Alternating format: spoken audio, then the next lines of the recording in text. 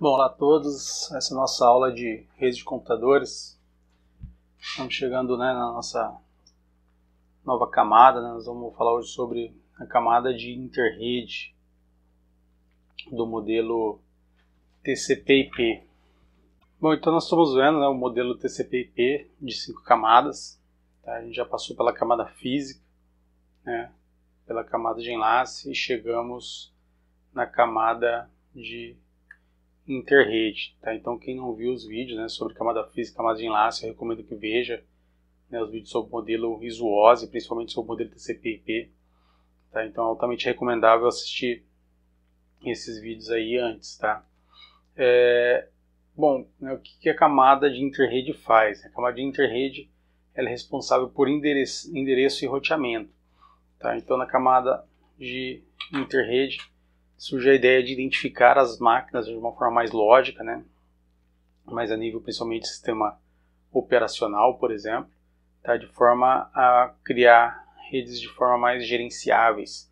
Tá? Então a ideia é usar esses endereços para identificar laboratórios, prédios, redes, países, tá? assim por diante. Tá? E é justamente essa camada aqui que permite dar origem a uma rede chamada de internet. Inclusive o nome dessa camada é camada de internet, tá? Não que ela levou o nome, esse nome por causa da internet em rede mundial de computadores, mas o contrário, essa camada aqui é que dá origem ao nome da rede mundial de computadores, tá? E aqui surge a figura do roteador, que é o que justamente permite que as informações vão trafegando por grandes redes aí até chegar ao seu destino, tá? Então os principais objetivos aqui da camada de interrede é pegar a informação da máquina de origem e levar para a máquina de destino. Isso pode ser em vários tipos de rede, em rede com fio ou em redes sem fio. Então, a tecnologia TCP/IP foi criada para ser roteável e interligar vários hosts em redes de pequeno, médio e grande porte. Tá? Então, novamente, a ideia é o quê? Eu vou pegar a informação representada aqui pelo nosso pacotinho, na ideia de pacote de rede, e ela tem que sair do host A e ir para o host B. Tá? Então a camada de interrede tem que fazer justamente isso, prover um meio mais lógico de tirar essa informação do host A e levar até ao host D, que é o host de destino. Então por mais que a gente fale aqui, que depois vão aparecendo elementos aí, principalmente detalhes de muitos elementos, tal como datagrama IP, tá? A gente tem que pensar que eu tenho que identificar nessa tecnologia, nesse monte de detalhes, como é que eu saio de um host e chego no outro. Tá? Isso pode ser numa mesma rede, como está sendo representado aqui, mas pode ser também na interligação de várias redes. Justamente a camada vem com esse nome de interrede. Tá? Então seria a ideia de interligação de várias redes. Tá? Então eu vou pegar a informação agora do host A novamente e vou entregar para o host H. Só que agora a gente tem que notar que o host H ele está em outra rede, eu saio da rede azul aqui, tá, e vou para a rede vermelha, tá, ou seja, saio da rede 1 e vou para a rede 2. Novamente aqui eu vou fazer o uso não só do endereçamento, e sim do roteamento. O que seria roteamento? Seria uma forma de identificar uma rota, como eu consigo chegar ao destino final, por quais caminhos eu passo para chegar no destino final. Tá? Então eu vou pegar esse pacote aqui, sair da rede 1 e chegar na rede 2. Tá? Então essa parte da disciplina, essa parte da camada de interrede, ela visa identificar justamente como eu consigo fazer esse caminho aqui. Tá? E a gente pode chegar de redes pequenas, redes médias, até redes grandes, tal como a gente já comentou, a internet. Tá? Então a internet normalmente é representada por uma nuvem, tá? E toda a rede que eu não sei muito bem o que tem lá dentro também vai ser a ideia de nuvem. Então a rede 1 anteriormente aqui, ela foi agora simbolizada através de uma nuvem. A gente viu que lá dentro pode ter um switch, pode ter vários switches, pode ter várias máquinas, mas aqui está simbolizado só por uma nuvem, então a ideia é que a gente não sabe muito bem o que tem ali dentro. Tá? E novamente tem aqui a rede 2 também, tá? Estão interligados por um roteador. Aqui cai na internet vai ter um monte de redes, um monte de roteadores aqui, e vai estar interligado a outras redes. Tá? Então agora eu posso tentar sair do meu host A e chegar num host X que está numa rede da internet aí, que eu nem sei por quais caminhos que o pacote tem que passar para chegar lá, mas a tecnologia IP, através da camada de internet, através do protocolo IP principalmente, que a gente vai estudar aqui, é que vai fazer esse caminho aí. Então eu consigo agora tirar a informação do host A, de uma dada rede e levar, né, para um host X e uma rede, né, bem distante ali, né, atravessando, por exemplo, a internet.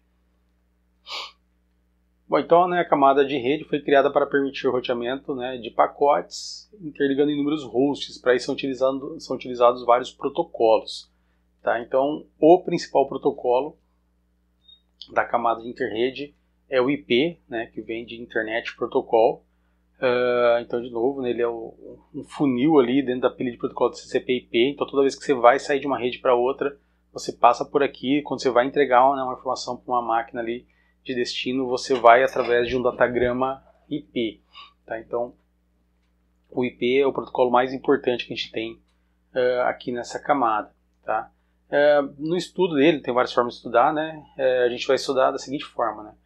A gente vai dividir no endereçamento IP, então é a forma que eu consigo identificar as máquinas na rede, e no datagrama IP, que seria a forma que eu envio as informações pela minha rede, né? Como é que é o formato do datagrama IP, da informação, né? Na camada de interrede para ir saindo de uma máquina para outra, de uma rede para outra. Tá? Então nós vamos dividir dessa forma aí. Tá? Então nas próximas aulas aí, a gente vai tratar mais da parte do endereçamento. Tá? E depois a gente fala do datagrama, né, que seria a ideia do protocolo em si. Tá?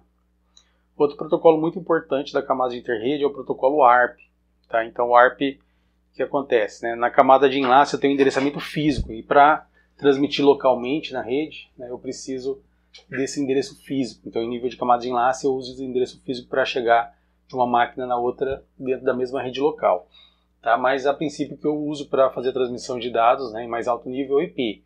Então eu preciso converter IPs, né, em endereços físicos aí. Quem faz isso para nós é o ARP. Tá? Daí, historicamente tem o HARP, que faz o contrário. Né? O HARP foi substituído atualmente pelo DHCP, a gente vai comentar um pouquinho sobre ele. Tá? Então o ARP é bem importante. Né? O HARP a gente vai ver mais por questões históricas ali. E outro protocolo da camada de interrede é o ICMP.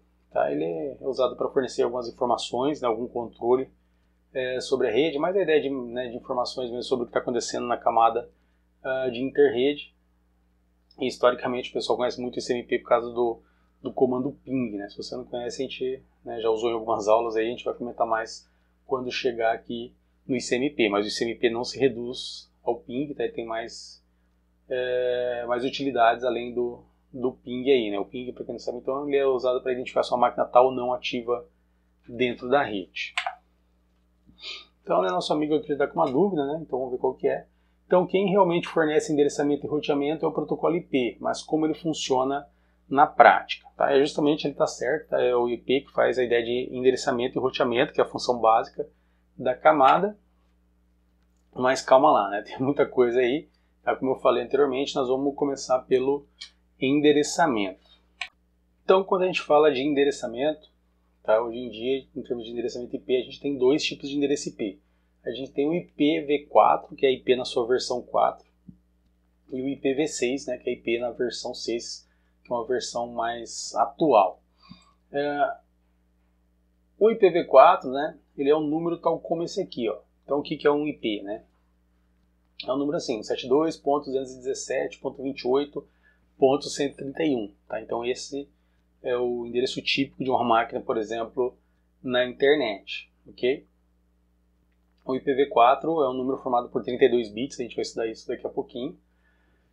E atualmente, né, ele tem um grande problema, né, que seria a falta de endereços válidos para identificar máquinas na internet. Quando inventaram ele na década de 70, né, os 32 bits, né, os 2 elevado a 32 bits aí de endereços, né, que era, né, são bilhões de máquinas ali, parecia ser um número inatingível, porque basicamente a gente tinha mainframes ali, não se pensava em pessoas tendo smartphones, por exemplo, teria cada um ter seu IP para acessar a rede, as pessoas terem computadores pessoais, tablets, né, videogame que acessasse a internet, tá? Isso era inimaginável.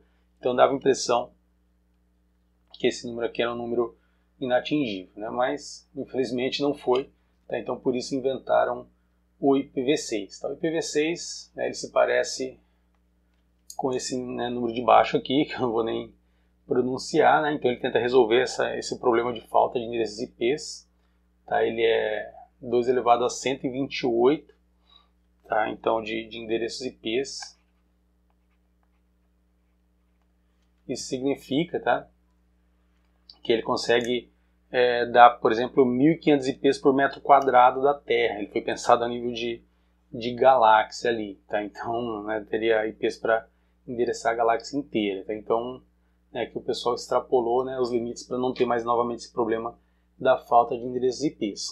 Todavia, nas nossas aulas nós vamos, né, falar do IPv4, tá? Por quê? Tá? O IPv6, apesar de ser mais novo aí, tá? Ele não tá, né, ele não é dado como o endereço padrão da internet. Então na internet você vai encontrar IPv4, tem uma migração hoje em dia, tá? Mas faz muito tempo, né, que o IPv6 já existe, essa migração ainda não foi dada por completo, tá? Então o protocolo da internet em si é o IPv4 e por isso nós vamos concentrar, né, na parte de endereçamento no IPv4. Em outra aula aí, futura aí, a gente fala sobre o IPv6, ok? Mas a diferença básica é essa aqui, né? O IPv6 tenta resolver o problema de falta de endereços IPs válidos na internet, tá? Mas na prática o pessoal tem muito medo de migrar, né, direto para o IPv6 e ter problemas inesperados na internet, a internet parar, por exemplo. Então eles acabam criando adendos, né, criando formas, né, do IPv4 continuar funcionando na internet, né, nesse momento que a gente ainda está hoje, tá? Na migração do IPv4 para o IPv6, mas o IPv4 ainda dominando. Então, ó, né, nós vamos estudar o IPv4, né, que é tradicionalmente usado na internet.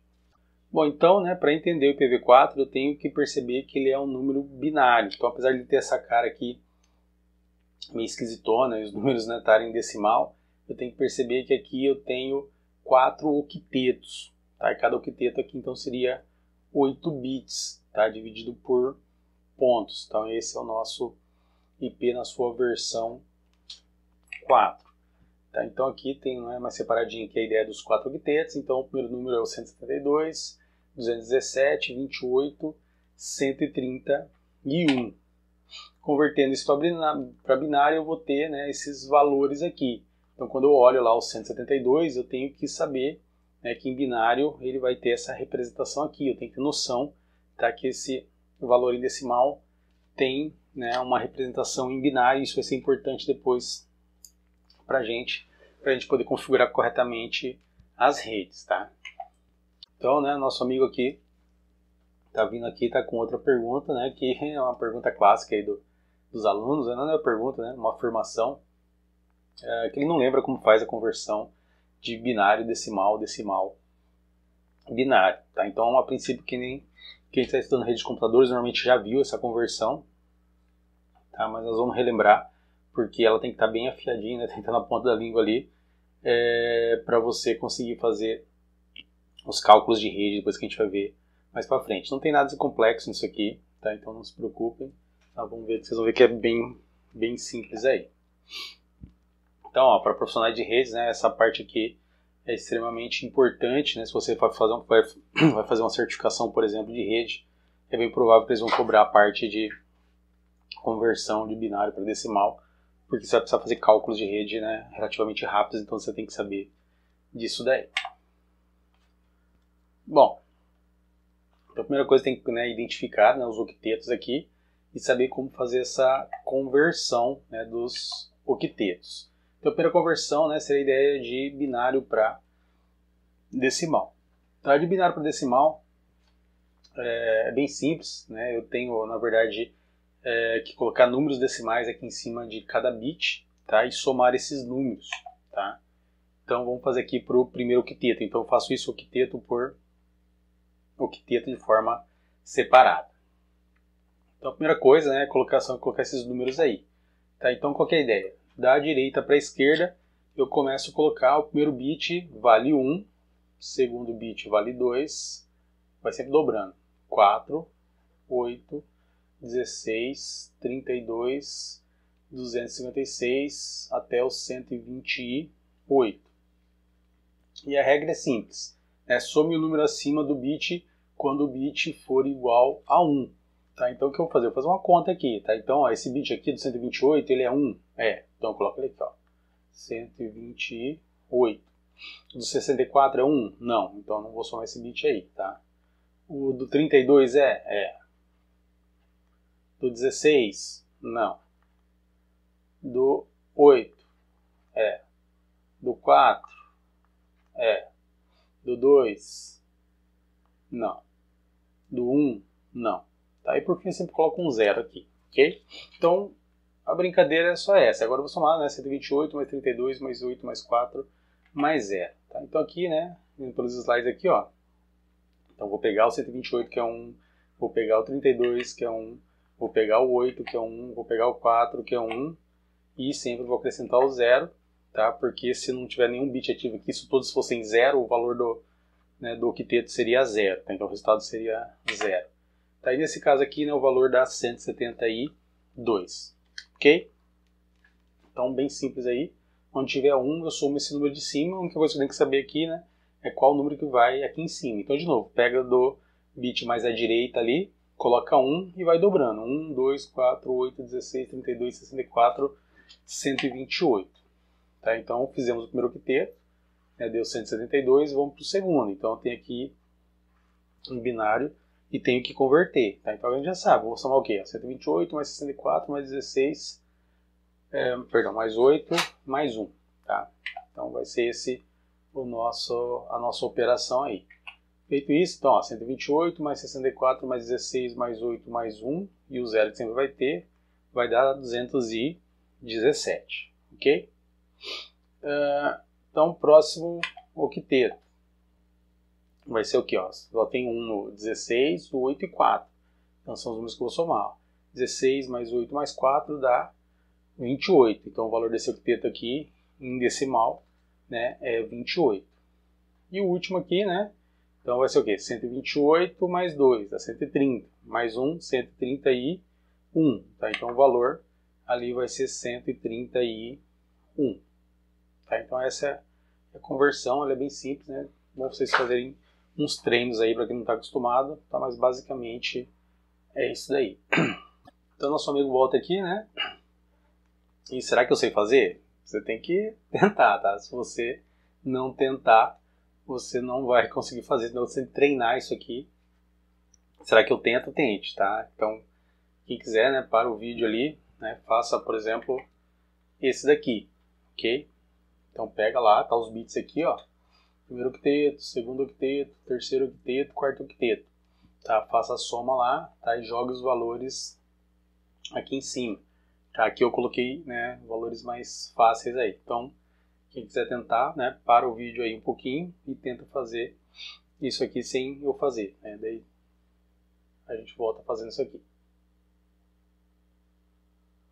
Bom, para quem tentou aí, né, então isso é fácil, ó. Então aqui, né, eu tenho o quê no primeiro octeto? 8 mais 2. Tá? Até ter o zero aqui, mas na prática, né, a gente não coloca. Se tiver tudo zerado, vai dar 0. Então 8 mais 2 é 10. Tá? Então o primeiro octeto ali vale 10.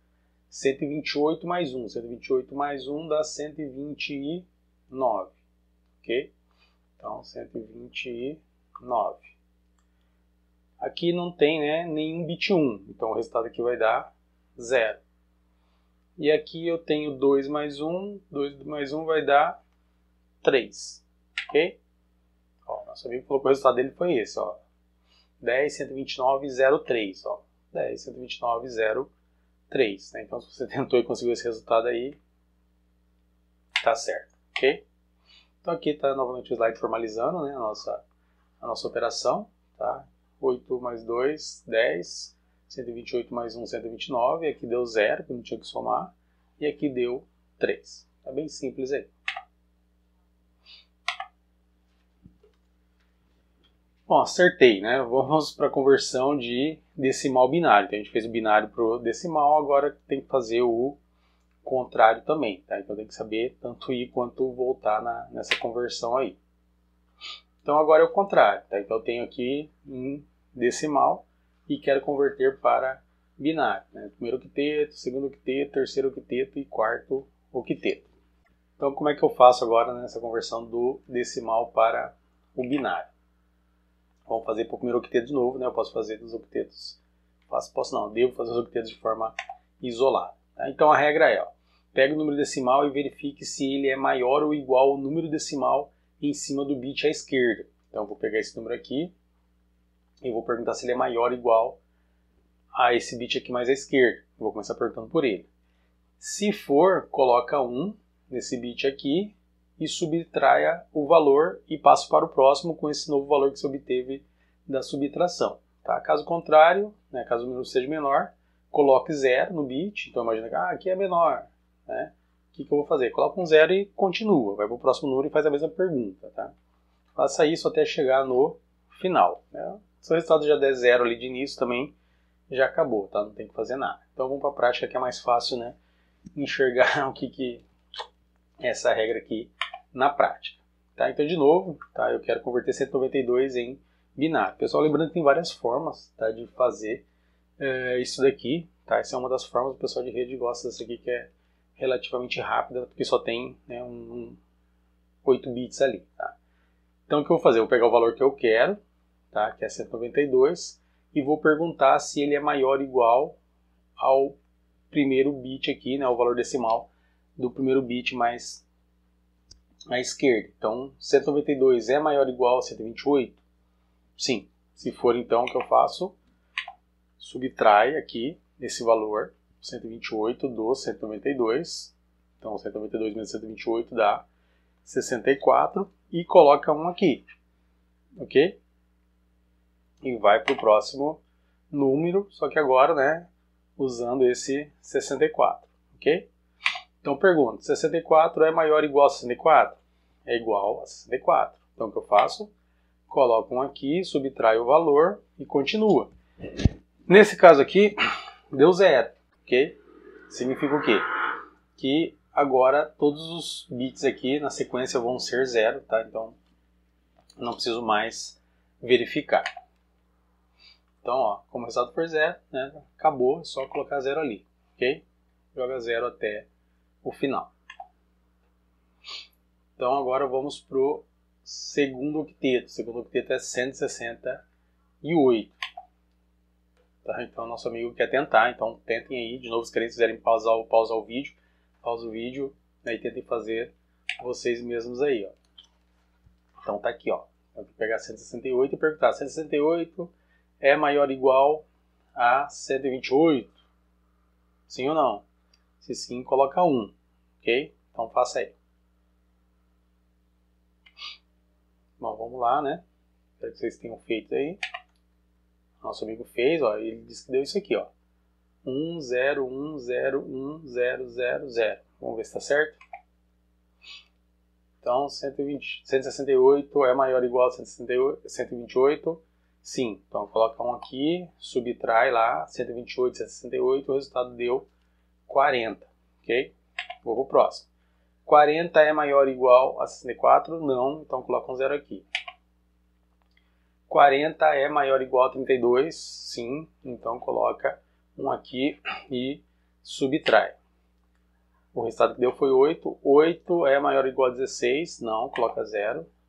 8 é maior ou igual a 8? É igual. Então coloca 1, subtrai, deu 0. Se deu 0, acabou. Tá? Preenche de 0 os bits que faltam e terminou a nossa operação. Tá? Então, né, nosso amigo lá acertou o resultado. 10101000. Então, ó, nosso amigo está empolgado agora. Você acertou novamente, né, e está ficando bom nisso. É só treinando que você vai ficar bom mesmo. Tem que fazer, tá? Se não fizer, não sai. Principalmente quando for fazer prova, né? Faça as operações aí que vocês vão ficar bom nisso também. Então, o terceiro octeto é bem fácil, é 0. Então é só colocar 0 em tudo, ok? Aí, nosso amigo também achou que é fácil. Beleza? E o quarto octeto, tá? Então vamos pensar aqui, né? Para dar 11, né? Vai ser 8, mais 2 vai dar 10, mais 1 vai dar 11. Tá? Então dá para fazer de cabeça algumas operações aí, se os números não forem tão complexos, não dá para fazer. Caso contrário, eu faço essa regrinha aí, né? Então aqui é só ir fazendo, né? Então primeiro eu pego o 8, subtraio de 11 ali, tá? Vai dar 3. Pergunto, né, se 3 é maior ou igual a 4, não é. É maior ou igual a 2, é. Então coloco 1 aqui. É maior, sobrou 1, né? É maior ou igual a 1, é igual. Então coloca 1 aqui e terminou. Tá? Então aqui eu fui até o finalzinho, ok? E cheguei ao meu resultado. Tá? Então esse P aqui, 192.168.011, vai ser isso aqui em binário. Tá? Vai ser esse valor aqui. Bom, a pergunta natural, né? Pô, professor, estou aprendendo esse negócio, né, de conversão binário decimal, mas o que exatamente, né, isso vai me ajudar? Tá? Então, na verdade, ele vai ser extremamente útil nas próximas aulas de endereçamento, tá? Que é quando a gente vai ver class full e classless, então ele é vital, tá? Para entender essas aulas aí. Mas por agora, né, o que vai me ajudar a princípio é saber, né, os valores mínimo e máximo de um endereço IP, né, em cada octeto. Tá? Então perceba, qual que é o menor IPv4 possível? É só jogar 0 em todos os bits aqui, né, dos 32 bits do IPv4. Então vai ser 0.0.0.0. Esse é o menor possível. Ah, professor, vai ter lá um IP 500 ponto alguma coisa? Não.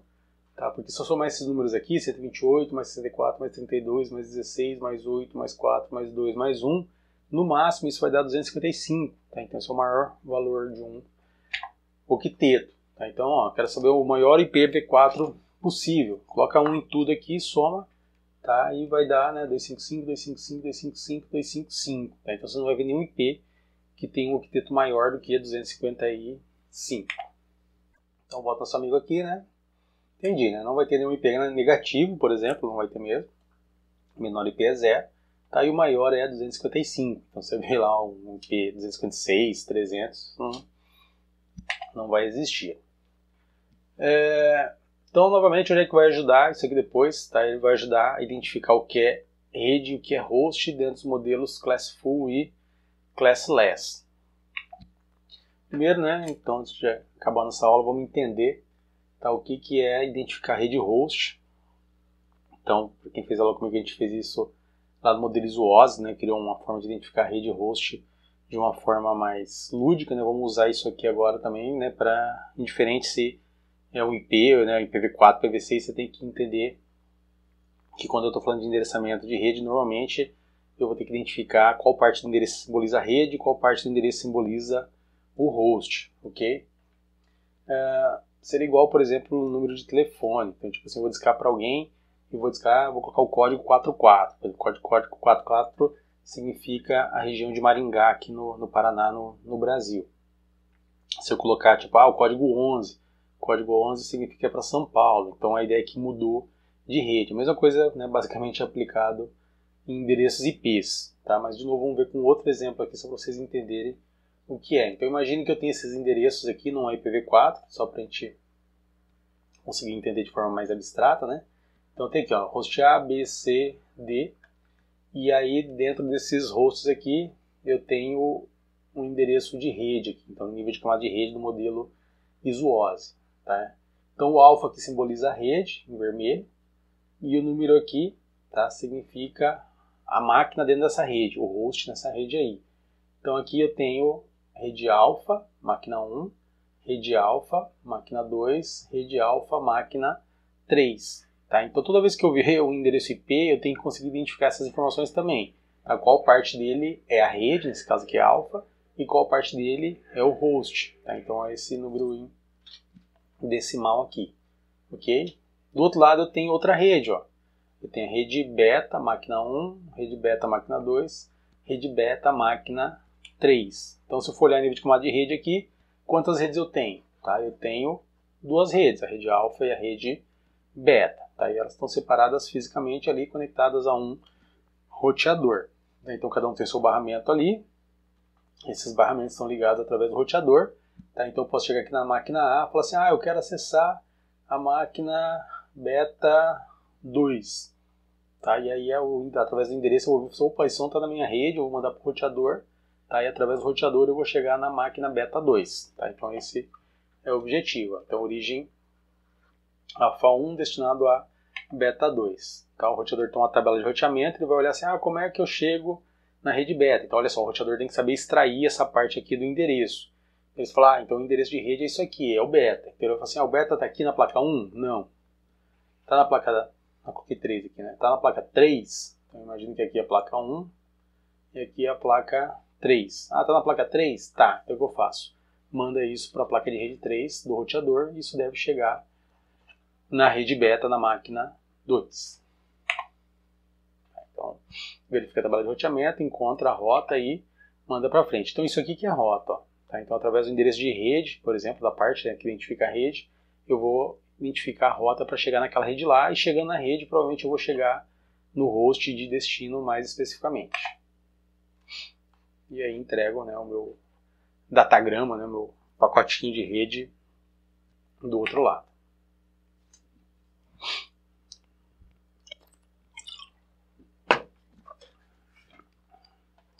Bom, então nosso amigo aqui se ligou, né, do que eu estou falando, então ele percebeu que toda vez que eu vejo um endereço de rede, eu tenho que descobrir duas coisas: qual parte desse endereço simboliza a rede e qual simboliza a host. E ele quer saber, né, como identificar isso no IPv4.